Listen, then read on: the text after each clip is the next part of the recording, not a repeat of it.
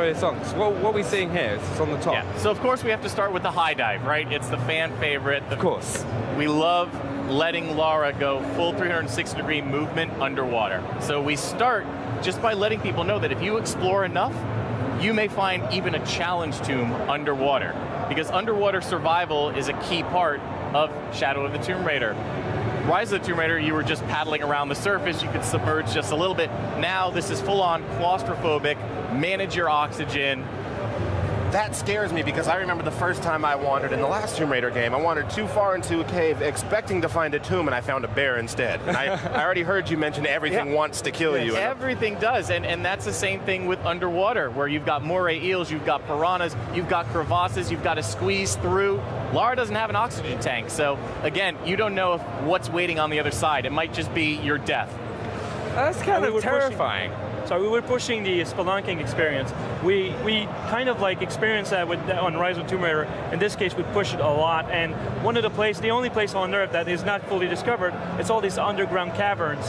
And in this game, we wanted to push that even further. So going underwater, yes. You know, not knowing if you're going to have enough air or not knowing what's going to happen next, but finding a tomb, you know, it's very rewarding. So that was super important for us. And you talk about fan favorites. One of my favorite parts, me being the fan of the series that I am, I loved getting towards what I thought was the end of the tomb, and the floor would suddenly give out from me, and we had that sequence, that animation, where I'm uncontrollably sliding.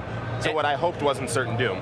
We're absolutely delivering even bigger challenge tombs, so I think you're going to like that, because before, the challenge tombs were great little, smaller areas, but now the crypts are as big as what the challenge tombs used to be in Rise of the Tomb Raider, and now the challenge tombs are as big as the regular tombs. Also, what are we starting to see here? Because we're coming up to the end of the gameplay kit. Right, so right now, what you're seeing is another example of all the pieces that Lara has to interact with actually being dangerous as well. You saw that she cut her arm on one of the inactive traps. That's to let you know that those obsidian blades are still going to kill you. So of course there are traps in the tombs, but there are also just puzzle pieces that if you fail to interact with them correctly, will kill you.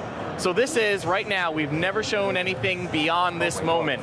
So this is the first time that you're going to get to see how you have to interact with the different puzzle elements of the Warrior's Trial. And you can see that this is filled with spinning contraptions, blades, flames, everything trying to stop Lara from reaching the secret.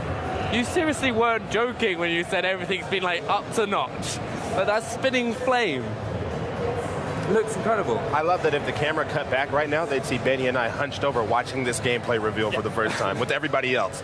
Like, we're super excited for this. Well, we love, and thank you. We love making it feel like Lara has to earn the secrets of the world. You know, if you think about Shadow of the Tomb Raider, just like every other game in the Tomb Raider series, it is always about the world being a character that is pushing against Lara to protect its secrets. Yeah. And so if Lara's at the height of her skills, the world pushes back harder than ever. So things like this challenge tomb are there to protect the skills that you unlock by reaching the center.